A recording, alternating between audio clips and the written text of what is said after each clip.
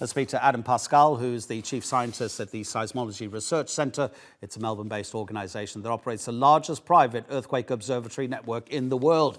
Adam, thank you so much for your time. How unusual is it for two such huge quakes to hit in almost exactly the same area and within such a short space of time? It's certainly unusual to have that second large event so soon after the first. Usually you would expect the largest aftershock after a main one to be about a magnitude unit lower, so you would expect it to be 6.8, but for that 7.5 to occur just 9 hours after the original was certainly not unheard of, but quite unusual.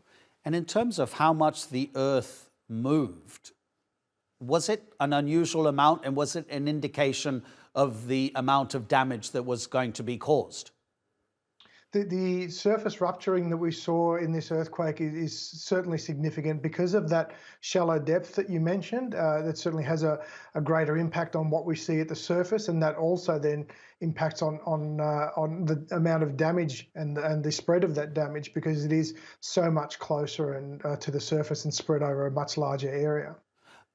How much longer can we expect these aftershocks to continue, and might they affect other fault lines which run underneath the country? Certainly the aftershocks do decay over time. So, after 10 days, you expect the rate to drop to about 1 in 10, and after 100 days, the rate to drop to about 1 in 100 of the original rate. So the longer that we go on, the less frequent those aftershocks will be.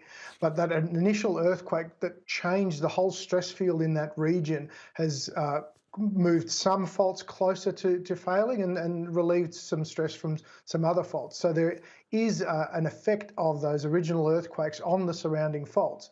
But the longer we go, the less chance there are that we'll see earthquakes that are induced from this event rather than their natural seismicity. And because we can't predict earthquakes, what sort of advice do people need about preparing for such events?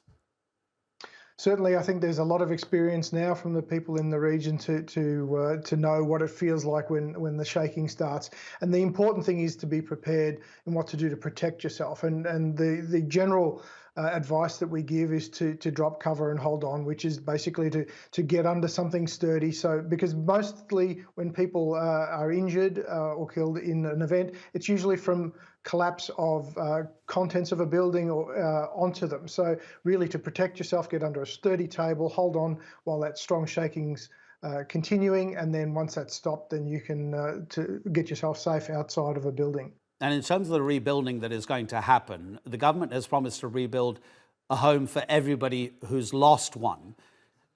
How resilient can a structure be when there's an event like a 7.7 magnitude quake? Can it be built to survive?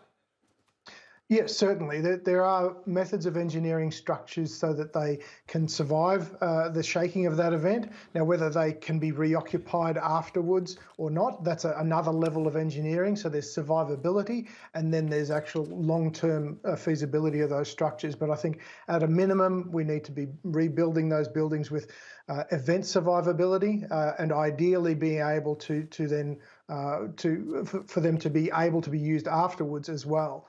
So those practices are in place, and they need to be applied when rebuilding your country. Adam, really appreciate it. Thank you very much indeed. Adam Pascale speaking to us from Melbourne.